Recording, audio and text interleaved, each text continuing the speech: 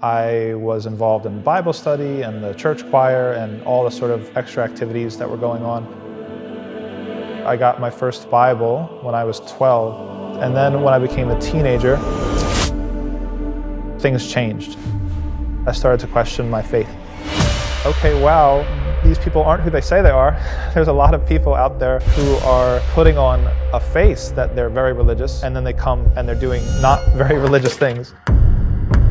You know what, this stuff is not for me. I identified myself as an atheist. This is all just fairy tales people tell each other to kind of make themselves feel better. They're going to die, their existence is going to end. Assalamu alaikum, Brother Tom. Thank you for accepting our invitation. We are very happy to have you with us. I want to start with, who is Tom Fakiini? Wa alaikum assalam wa rahmatullah. Thank you so much for having me. I'm from New Jersey in the United States of America. I was born into an Italian-American family. I'm 33 years old, raised as a Christian. I accepted Islam in 2010. 2015, I went abroad to study Islam in Medina, and I returned in 2020, and I'm now an imam in upstate New York in the city of Utica. How was your life in regards to faith? What were you believing in?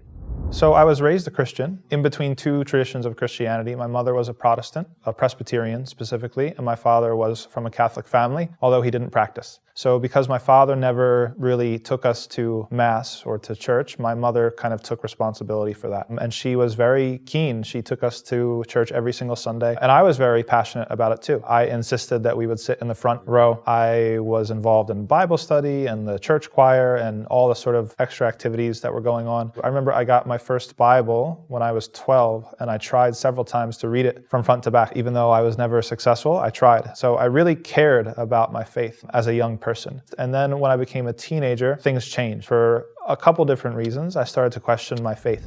So what were the reasons that made you question your faith? There were some political issues and also some theological issues as well that didn't sit right with me. I think my experience is typical of a lot of people, at least in the United States, is that what we stand up and say what we believe when we repeat the Apostles' Creed or the Nicene Creed is one thing, and then how we actually live our faith and interact with our religious practice is an entirely different thing, right? So I can't ever remember once in my life praying to Jesus, though I know that there's people out there that do. I didn't really have any sense of Jesus being God, even though if you had asked me, I probably would have said, yes, that's the right answer, because that's what we were taught. But it wasn't like I was praying to Jesus or thought of him as God. I was always praying to God, even if I considered it at that point as God the Father, right? What in the Christian formula would say. The Trinity, again, something that doesn't really make a whole lot of sense, but I didn't really think about it. It wasn't until I started having the other issues with Christianity, like the political issues and kind of the social issues, that I started also reviewing those things and starting to think,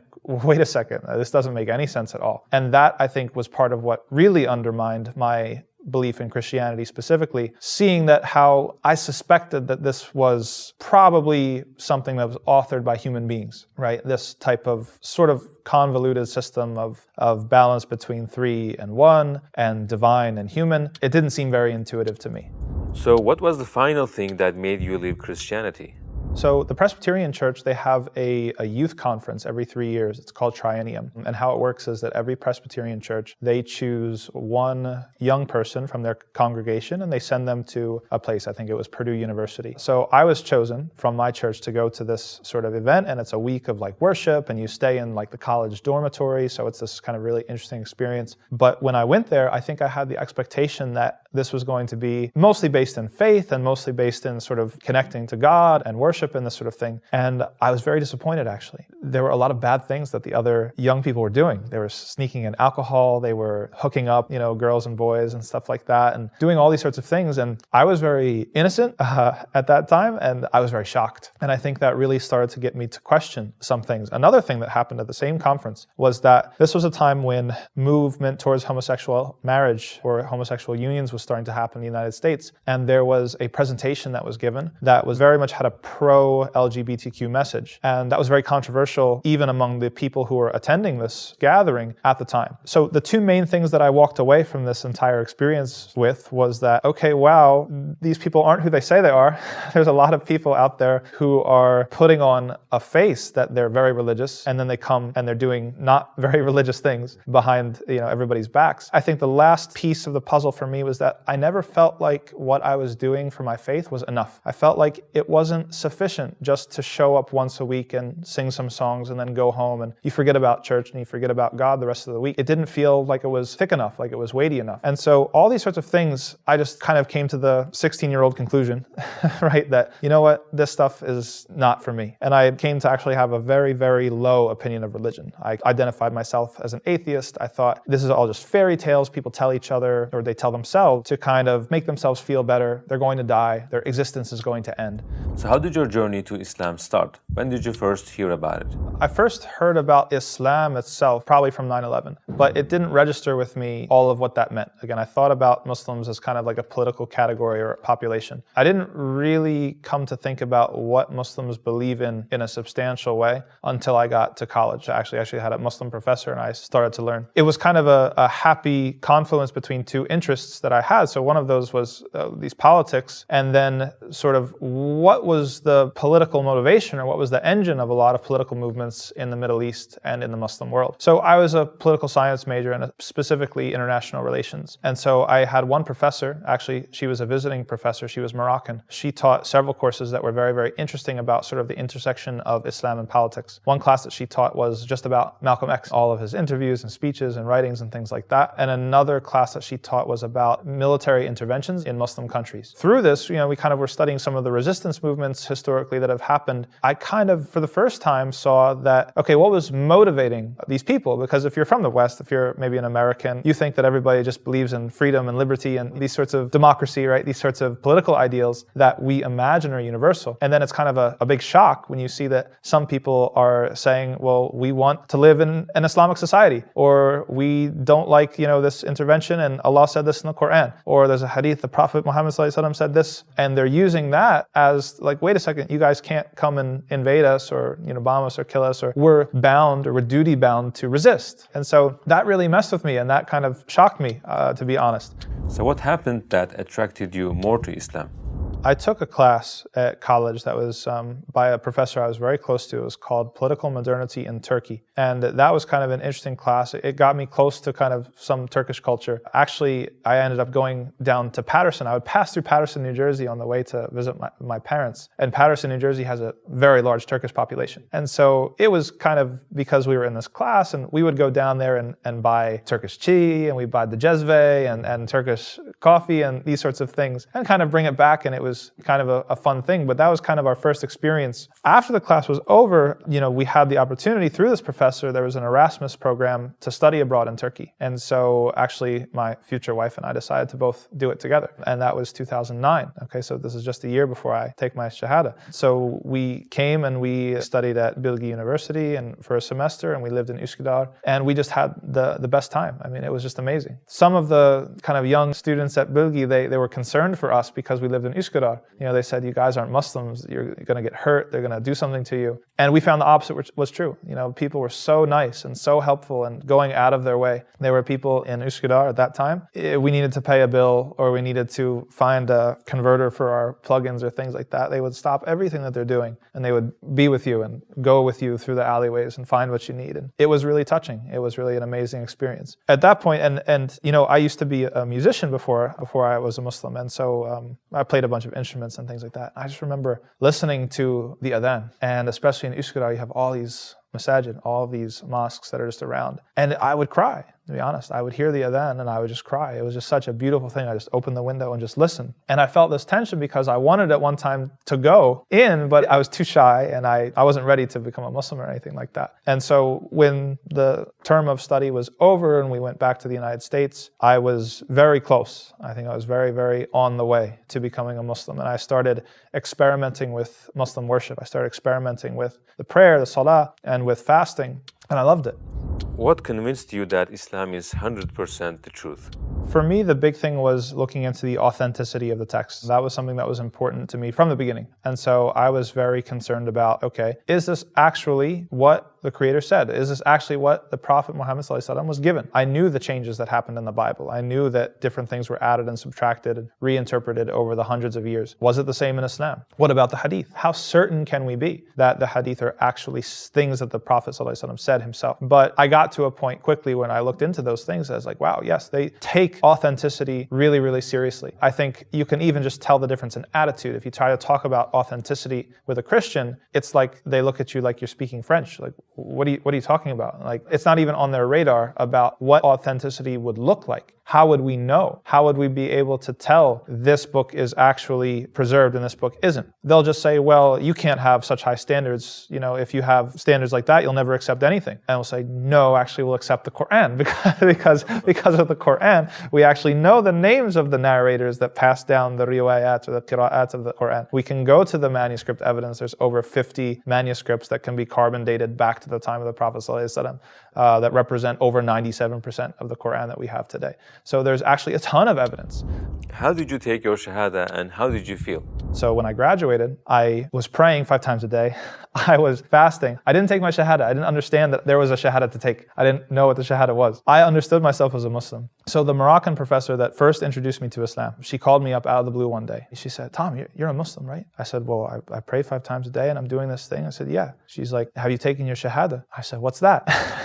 She said, she was giving at a conference in Philadelphia. She said, come over to one of the masjids here and take your Shahada. I said, okay. So we all got in the car, me and my wife, and at that point we had given birth. We had our first son, and we went over to the masjid in Philadelphia and went down to a basement, and I said the Shahada for the first time. The feeling was kind of mixed because this was not a place that I had any connection to before. I kind of flew in blind. And knowing what I know now as an imam, I can criticize the way that they did it because they took me down to a basement alone with one person. I didn't know who he was, what his name was he the imam? I don't think he was. And he kind of just said a few general things about Islam, and then I took the Shahada, and that was it. I'd never heard from that person again. I didn't exchange numbers, nothing. So I had absolutely I was just on my own. Person got the Shahada, point in the bag, and that's it. The other thing that was problematic was, I think the attitude that a lot of people have towards new Muslims and their family. So as I mentioned, my wife was not yet a Muslim, and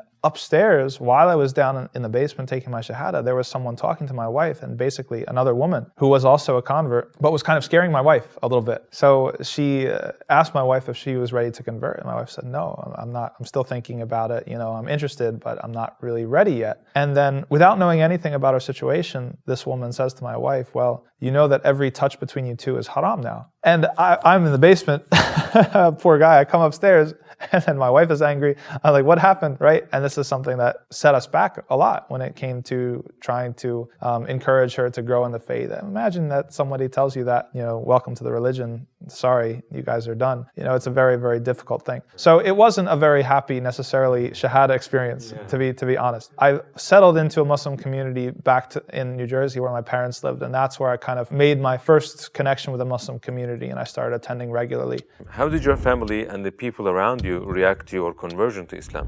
Yeah, it was a mixed bag. How my family reacted was a mix of reactions. My father, because he wasn't really a practicing religious person, he couldn't really say anything, so he didn't really react either way. My mother, because she had taken responsibility for our religious upbringing, she felt, I think, that she had failed at first, which is hard to see your mother feel like you failed her. But as time went on, and especially as my children were born and grew up, and they're praying and they're reciting Quran and they're doing this thing, and she understands that it's not a phase and it's not a dangerous sort of cult or anything like that, that I have a position of leadership, I give speeches, I give talks, I travel and try to reach people and connect with people, that she understands that this is something that's actually very important. My wife was supporting me. She did not accept Islam right away, but she got me a prayer rug and she got me CDs. We were using CDs back then of the Quran and things like that. And so there's a degree of acceptance that I can't complain about.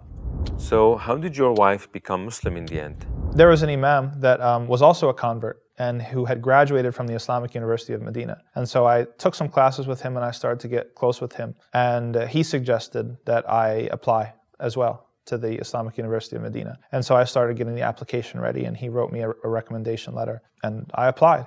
It was a year or two later I was accepted. And one of the problems and one of the major sort of obstacles I faced, and one of the leaps of faith that I had to take, was that, Medina is only a place where Muslims can live. And at that point, my wife was not a Muslim. So I basically went ahead with it, hoping in Allah that she would become Muslim before I had to go if I got accepted, and not really knowing what I was going to do if that didn't happen. And subhanAllah, I'm really glad that I did, because just maybe some months before I got the acceptance letter from Medina, she also took her shahada and became a Muslim. So it all worked out. She definitely was coming along in her own ways, but she had more hesitation than I did, and she had more sort of unresolved issues than I did. She also was afraid of doing it for me. She wanted to make sure that she was doing it for herself, which I respect a lot. And it was funny because we moved around quite a bit. I won't get into the details, but we were in a new community and we lived very close to a masjid. And we went a couple times to talk. You know, I said, if you have any questions, we can go talk to the imam. And we did a couple times, but it never really did anything. And then one of these times we were in there talking to the imam. She was asking some questions. And then he just asked her, like, why don't you take your shahada? And she did. She said she did. And after that, she's like, I'm not sure why I did. But it was something that, you know, she continued to grow into. And at first she was like, what did I just do, almost? But as the days and weeks and months passed, you know, it was something that she grew into very nicely. And then it became, you know, kind of the obvious thing to do. What were the challenges that you faced after becoming Muslim? So there were several points at which I had to give things up, or I decided to give things up, and they were wonderful, amazing decisions. You know, one of the first things that I did when I became a Muslim was I stopped playing music. I was a very capable musician before Islam. Maybe there was some disagreement or there was this and that opinion, but I just said, I know myself. And I know what it feels like to be on stage and what it feels like to play for people and these sorts of things. And I know right away that it's not good for the soul. There were, you know, certain things like when it came to jobs. Okay, so I had worked in restaurants for some years. It just wasn't suitable anymore. I mean, there was alcohol and pork in the restaurant. There were women that would flirt with you. They would give you their number sometimes and things like that. And so I didn't have another job lined up, but I decided one day, you know, I just can't keep doing this. And I just decided to put in my 2 weeks, as we say, and leave. Allah replaced it. That's the thing. And so I got another job in no time. What impressed you the most about Islam?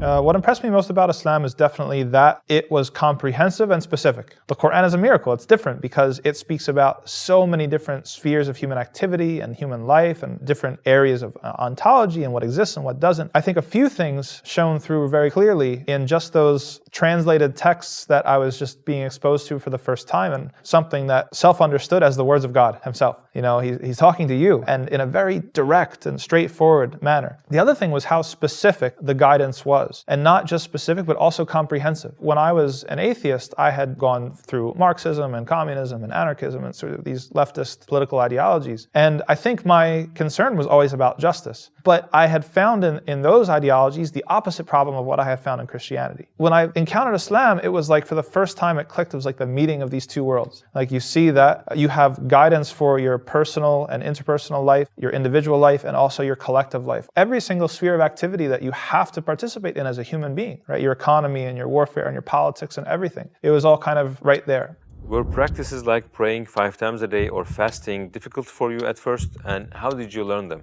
That was the time of the early internet, and so I learned from whatever was on Google. It's not the way I would recommend, but it was something. It was better than nothing. I didn't find any difficulty in it. I actually loved it. It filled a void for me that I had been searching for a long time, even when I was a boy, and I felt that Christianity should have been more serious. It made immediate sense to me that we should have to pray 5 times a day. Even if I wasn't used to it, and it was difficult in a sense that I still had to get used to it, I agreed with it. Like, it made sense. I mean, hey, if you want to be a soccer player, you want to be a football player or a basketball player, how many hours do you have to spend in the gym? What's more important than that? Your success in the afterlife. Shouldn't we have to spend maybe an hour total a day between wudu and prayer and everything? It's nothing, really. And fasting was the same. You know, I went through a lot of hardship fasting because I used to work on farms, manual labor, in the sun, long days, 10-hour days. But when I look back on it, those were the best fasts. They were the best Ramadans of my life. Sometimes the fasting when you're in an office job and sitting at a computer is harder, even. I don't know why. It's just because barakah. It's because we believe in the unseen. The first quality of a believer, Allah says in Surah Al-Baqarah, is yu'minuna bil ghaib, right? Every second is not like every other second. Every calorie is not like every other calorie. Allah can put barakah in something. And so if you're doing something and it has hardship in it, even if it's difficult, Allah can put barakah in it, and He can make ease inside of it. Inna ma'al usri yusra. It's built into the usr sometimes. Built into the difficulty is the ease. How is your relationship with the Quran? How do you feel when you recite or hear it? One of the biggest blessings of my life is being touched by the Quran. I'm a mess in Taraweeh. I try to tell my masjid I can't lead Tarawih because I just cry too much, because just the Quran is so beautiful, and not just the sound and the musicality of it, but also the language of it. And we don't know.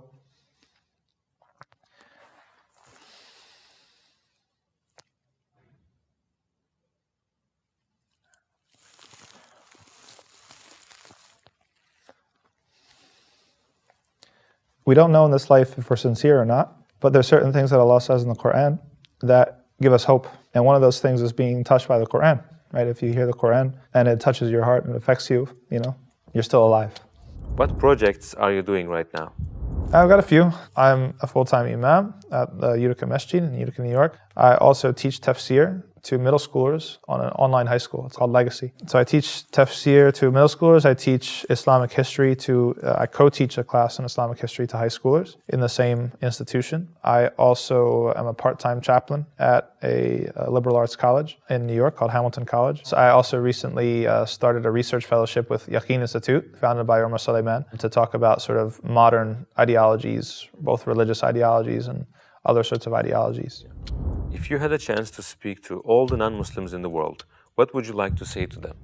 I would say that the definition of religion is what God wants from us, nothing else. And that anybody who believes in God has to take responsibility for being as certain as possible that what they are doing is what God wants from them. If they take that and run with it, they'll be fine. And at the end of the day, it all comes back to the virtue of sincerity. If you're a sincere person and you try to look, Allah will take care of the how. Allah will take care of the rest.